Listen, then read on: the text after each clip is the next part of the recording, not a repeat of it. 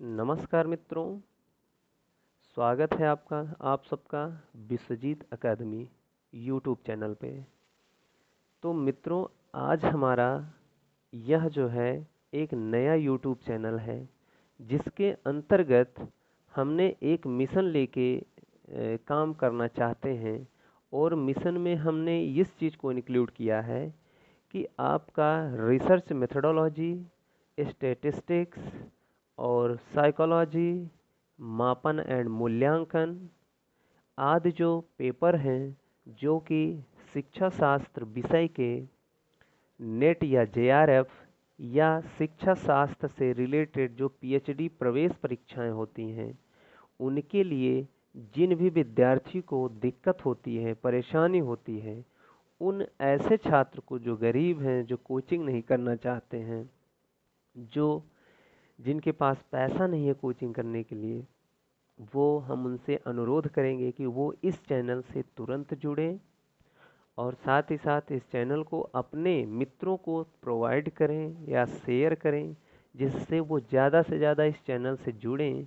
और मैं आप लोगों को ये गारंटी देता हूँ कि मैं इस चैनल के माध्यम से आपको अनुसंधान यानी रिसर्च के साथ साथ मापन मूल्यांकन और साइकोलॉजी, स्टैटिस्टिक्स और आईसीटी के यानी शिक्षा तकनीकी से रिलेटेड जितने भी पाठ्यक्रम में कंटेंट है, विषय वस्तु हैं, उनको हम आपके सामने प्रस्तुत करेंगे और उसका एक डिस्क्रिमिनेशन हम लोग यहाँ पे सीखने वाले हैं। ठीक है, तो उसी के अंतर्गत आज हम सबसे पहले जो बात करने वाले हैं उसमें अनुसंधान के अंतर्गत सबसे पहले आपको ये मित्रों पता होना चाहिए कि ज्ञान क्या होता है, ज्ञान क्या होता है और इसके स्रोत कहाँ से आएंगे, यानी what is the knowledge and what is the origin of knowledge.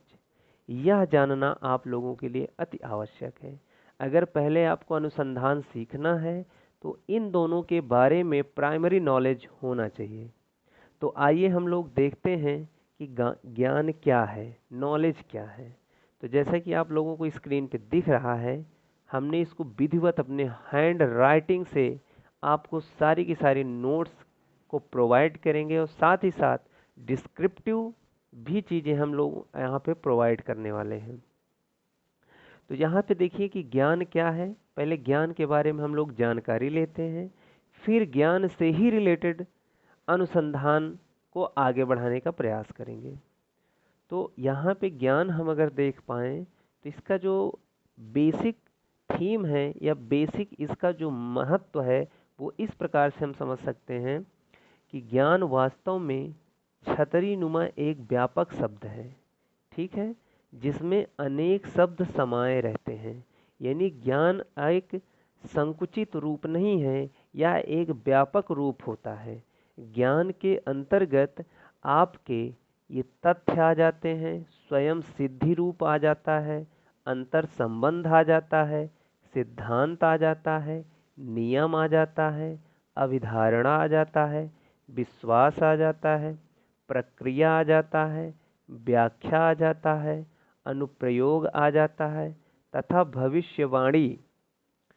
भविष्यवाणी जैसे शब्द किसी न किसी रूप में ज्ञान को इंगित करते हैं। तो कहने का मतलब है कि हम लोग जो व्यवहारिक प्रक्रियाओं के अंतर्गत चीज़ों को देखते हैं, समझते हैं और जिनको हम कहते हैं कि यह एक तथ्य है, स्वयं सिद्ध रूप है, अंतर संबंध है, इंटरेक्शन है, थियरी है, रूल्स हैं, अभिधारणा यानी परिकल्पना है और विश्वास है, प्रोसेस है, ये सारे के सारे कहीं ना कहीं ये ज्ञान को ही इंगित करते हैं और इसमें बहुत सी सारी चीज़ें समाहित होती हैं। जैसे कोई एक सिद्धांत अगर आपको दे दिया जाता है तो उस सिद्धांत के अनुप्रयोग बहुत सारे हो सकते हैं, यानी उस सिद्धांत के द्वारा हम बहुत सारे रिजल्ट निकाल सकते हैं या बहुत सारे प्रॉब्लम को हम सॉल्व कर सकते हैं। आप ज्ञान को इस तरीके से समझ सकते हो, जैसे मान लीजिए हमने हमने मैथमेटिक्स में पढ़ते हैं कि a प्लस बी का होल स्क्वायर कितना होता है, a प्लस बी का होल स्क्वायर कितना होता है। हम सब लोग जानते हैं कि a का स्क्वायर प्लस b का स्क्वायर प्लस 2ab होता है। ठीक है, यह क्या है? अगर आप इसको ध्यान से देखें तो ये क्या दिख रहा है? ये एक सिद्धांत दिख रहा है, यह एक रूल दिख रहा है, यह एक अभिधारणा आपको दिख रहा है, एक परिकल्पना दिख रहा है कि जिसको जो मैथमेटिशियंस थे या वैज्ञानिक थे उन्होंने सिद्ध किया कि a प्लस बी का होल स्क्वायर हमेशा a square plus B square plus 2ab होता है। तो अब इसमें बहुत सारे ज्ञान छुपे हुए हैं, यानी इसका हम इम्प्लीमेंटेशन या अनुप्रयोग हम बहुत जगह पे इसको इस्तेमाल कर सकते हैं। अब जैसे इसका इस्तेमाल आप करना जानते हैं कि a प्लस बी का होल स्क्वायर हम कहाँ कहाँ लगा सकते हैं। अब जैसे ही हम कहीं मिल जाता है कि 1 प्लस 2 का स्क्वायर कितना होगा, तो यहाँ हम तुरंत लिख देते हैं इसी रूल से a प्लस बी के होल स्क्वायर से कि 1 का स्क्वायर प्लस 2 का स्क्वायर प्लस 2 इंटू 1 इंटू 2। इसी को सॉल्व कर लेते हैं तो हमारा क्या हो जाता है? फाइनल रिजल्ट आ जाता है।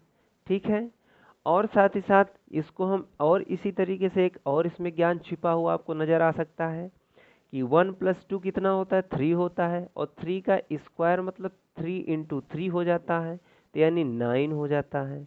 तो अगर आप चाहे इसको सॉल्व करें या 3 इंटू 3 सॉल्व करें, दोनों का रिजल्ट सेम आने वाला है। तो क्या है? a प्लस बी के होल स्क्वायर में इस तरीके के जो ज्ञान छुपे हुए हैं यही हमारे क्या है, या यूं कह सकते हैं कि a प्लस बी के होल स्क्वायर के अंतर्गत जो भी प्रोसेस, जो भी प्रक्रिया है, जो भी इम्प्लीमेंटेशन हमको एहसास होता है, पता चलता है, वही क्या हो जाता है? वह ज्ञान हो जाता है। तो यह ज्ञान कहाँ पे छुपा हुआ है? किसी के सिद्धांत में छुपा हुआ है, किसी चीज़ के तथ्य में छुपा हुआ है, किसी प्रोसेस में छुपा हुआ है, या हम जो किसी को व्याख्या रूप में कुछ देते हैं या जैसे लेक्चर्स देते हैं तो किसी स्टूडेंट्स को हम कुछ चीज़ समझाते हैं तो उसमें भी कहीं ना कहीं कुछ चीज़ें समझने के लिए हम उसको इंडिकेट करते हैं। तो जो समझने के लिए हम इंडिकेट करते हैं दैट विल बी नॉलेज, वही हमारा क्या हो जाता है? नॉलेज हो जाता है। तो इस तरीके से आप ज्ञान को समझ सकते हैं। अब आइए हम यहाँ पे यह देखेंगे कि ज्ञान के की सहायता कहाँ पे मिल सकती है, यानी ज्ञान कहाँ पे आपके लिए सहायक होता है।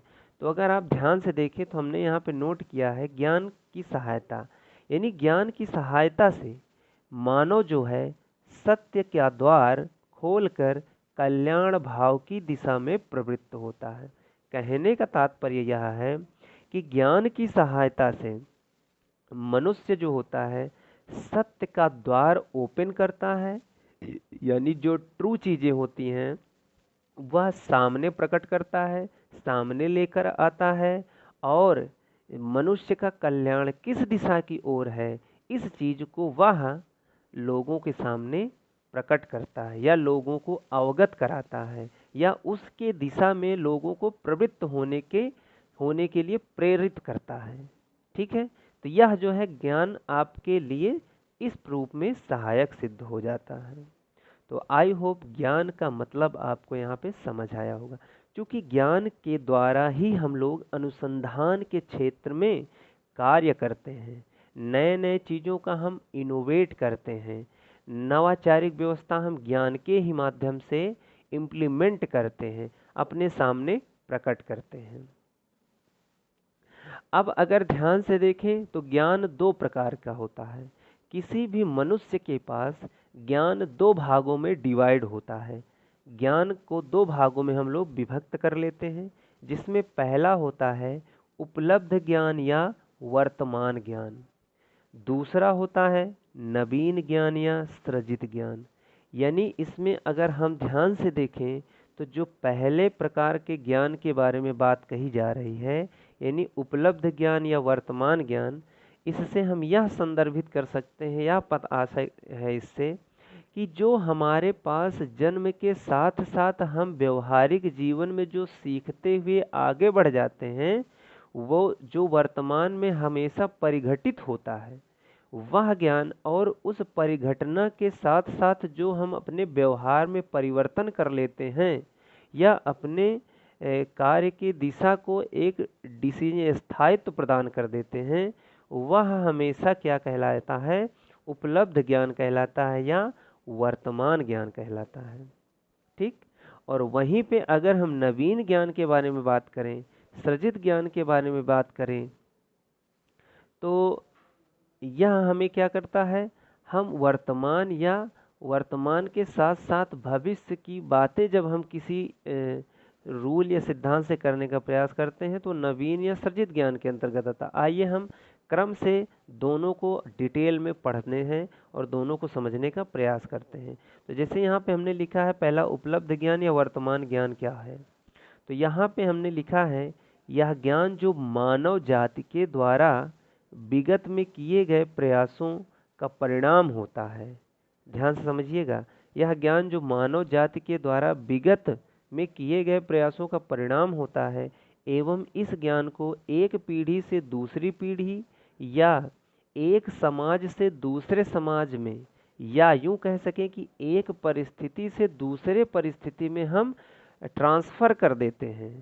एक परिस्थिति से दूसरी परिस्थिति में हम क्या करते हैं? ट्रांसफ़र कर देते हैं। तो यह हमारा क्या होता है? एक उपलब्ध ज्ञान होता है या वर्तमान ज्ञान होता है। जैसे अब अगर हम आपको कुछ टीच कर रहे हैं या पढ़ा रहे हैं तो जो हमारे पास ज्ञान वर्तमान समय में होगा वही वर्तमान ज्ञान हम आप लोगों को प्रोवाइड करते हैं या प्रदान करते हैं। तो यह जो ज्ञान होता है यह एक उपलब्ध ज्ञान के अंतर्गत आता है या वर्तमान ज्ञान के अंतर्गत आता है या प्रेजेंट नॉलेज, या यूँ कहते हैं कि देखिए किसके पास कितना प्रेजेंस ऑफ नॉलेज है, प्रेजेंस ऑफ माइंड है। तो presence of mind is nothing but it is also a present knowledge. तो आई होप उपलब्ध ज्ञान या वर्तमान ज्ञान को आप लोग समझ चुके होंगे। आइए इसी तरीके से हम देखते हैं कि नवीन ज्ञान में क्या होता है। ये देखिए, इसमें अभी हम इसको समझ सकते हैं कि इस प्रकार के ज्ञान को बार बार पुष्टि की आवश्यकता नहीं होती है, क्योंकि जो व्यक्ति आपको कोई रूल सिखा चुका है या वर्तमान में जो उसके पास नॉलेज है या ज्ञान है, उसकी बार बार पुनरावृत्ति करने या पुष्टि करने की ज़रूरत नहीं होती है। जैसे जैसे मान लीजिए अहिंसा को समझ चुका है व्यक्ति, अहिंसा क्या होता है? अहिंसा क्या होता है? अहिंसा में जो हिंसा न करे वही अहिंसा कहलाएगा, यानी किसी को दंडित न करे, किसी को मारपीट न करे, किसी को हानि न पहुंचाए। तो ये सब क्या? प्रेम और सौहार्द के साथ जीवन यापन करे। जब व्यक्ति इस चीज़ को समझ गया है तो क्या है? उसके पास सदैव वह चीज़ रखा हुआ है, उसके पास वर्तमान में वह चीज़ रखा हुआ है। तो अब वह दूसरों को भी यही समझाएगा कि आप अहिंसा के मार्ग पे चलिए, आप किसी को प्रताड़ित नहीं करेंगे, किसी को हिंसात्मक कार्यवाही किसी के प्रति नहीं करेंगे। तो चूंकि वो जान चुका है, सीख चुका है, तो इसकी पुष्टि बार बार करने की आवश्यकता नहीं होती है वर्तमान नॉलेज में। अब जबकि वहीं पे अगर नवीन ज्ञान की बात करें हम लोग या सृजित ज्ञान की बात करें तो इसमें क्या होता है? जो वर्तमान या निकट भूत में किए गए प्रयासों का परिणाम होता है, परंतु व्यापक स्वीकृति हेतु इसकी पुष्टि करना भी आवश्यक होता है। अब इसका क्या तात्पर्य है? नवीन ज्ञान वह ज्ञान होता है कि जिसमें हम कोई कार्य करते हैं, जैसे हमारे पास कोई भी समस्या सामने आ जाती है तो उसका हम निराकरण करने का प्रयास करते हैं। जैसे कोई व्यक्ति है जो बालक है, पहले बाइक चलाना नहीं जानता है या साइकिल चलाना नहीं जानता है, तो वो क्या करता है? दूसरों को देखता है, जैसे ही देखता है कि वो साइकिल तो अपने आप से चल रही है, केवल व्यक्ति पैडल मार रहा है या एक्सीलेटर ले रहा है, गाड़ियाँ अपने आप चल रही हैं, तो वो जब पहली बार देखता तो उसको एहसास होता है कि ये कैसे हो रहा है, ये किस प्रकार से संभावित है, ये किस प्रकार से परिघटित हो रहा है। तो उसको वह जानने का इच्छुक हो जाता है बालक, और उसकी ओर या उस दिशा में वह कार्य करने का प्रयास करता है। और वह प्रयास जब करता है और वह सीख जाता है कि यह इस तरीके से साइकिल चलती है या इस तरीके से मोटरसाइकिल चलती है, तो वह जो ज्ञान होता है वो अपने अंदर हमेशा सृजित करने का प्रयास करता है और बार बार उसका अभ्यास करता है, जिससे उसको उसके पास वह इस प्रकार के ज्ञान क्या हो जाए, एक अस्थायित्व तो उसके हृदय या उसके दिमाग या उसके कार्य प्रणाली में अस्थायी रूप से वो परिलक्षित होने लगे। तो ऐसे ज्ञान को हम लोग नवीन ज्ञान बोलते हैं या सृजित ज्ञान बोलते हैं। अच्छा, अंतर दोनों में यह है कि जो वर्तमान ज्ञान है उसको बार बार हम लोग पुष्टि करने की जरूरत नहीं होती, अभ्यास करने की जरूरत नहीं होती, वो स्वतः पता होता है। लेकिन नवीन ज्ञान में हमें बार बार उसको सृजित करने की जरूरत होती है, उसका अभ्यास करने की जरूरत होती है। और यही जो ज्ञान है ये अनुसंधान के बिल्कुल निकट लेके जाता है। फिर से मित्रों समझ लीजिए, जो नवीन या सृजित ज्ञान होता है व्यक्ति के अंदर, वह जो जिज्ञासु व्यक्ति होता है, यही जो है अनुसंधान की प्रक्रिया की ओर अग्रसित करता है। तो अगर आपसे यह पूछा जाए कि वर्तमान ज्ञान और नवीन ज्ञान में कौन सबसे ज़्यादा अनुसंधान के करीब होता है, तो आपका आंसर यह होना चाहिए कि नवीन ज्ञान या सृजित ज्ञान जो है अनुसंधान की ओर सबसे ज़्यादा झुका हुआ दिखाई देता है, या इसकी टेंडेंसी सबसे ज़्यादा रिसर्च के पास होता है। क्योंकि नवीन ज्ञान से ही हम लोग किसी नए नॉलेज या नए ज्ञान का सृजन करने का हम लोग प्रयास करते हैं, और इसकी पुष्टि हमें बार बार करने की आवश्यकता होती है ज़रूरत पड़ने पे। इसलिए देखिए दोस्तों, हमने नोट में लिख दिया है कि अनुसंधान कार्य वस्तुतः नवीन ज्ञान का सृजन अथवा नवीन ज्ञान के सृजन की दिशा में किया गया प्रयास होता है। यानी अनुसंधान जो होता है, रिसर्च जो होता है, नवीन ज्ञान या सृजित ज्ञान के ज़्यादा नज़दीक होता है। क्योंकि रिसर्च का मतलब होता है री धन सर्च, री का मतलब पुनः और सर्च का मतलब खोजना।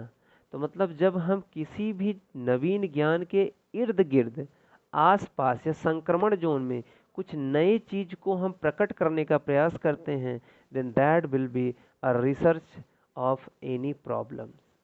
तो आई होप ज्ञान के बारे में आप लोगों को अच्छे से पता चल गया होगा। अब इसके आगे हम कुछ और चीज़ों को लेकर आएंगे, जो कि वो आपको नए वीडियो के साथ मिलेगा। और अगर वीडियो आपको अच्छा लग रहा हो तो कृपया आप इससे जुड़ें और लोगों को जुड़ने को प्रेरित करें, क्योंकि हम इस वीडियो में या इस चैनल के माध्यम से आपको इसी प्रकार के नॉलेज आपको प्रोवाइड करने वाले हैं। तब तक के लिए दोस्तों, जय हिंद, जय भारत।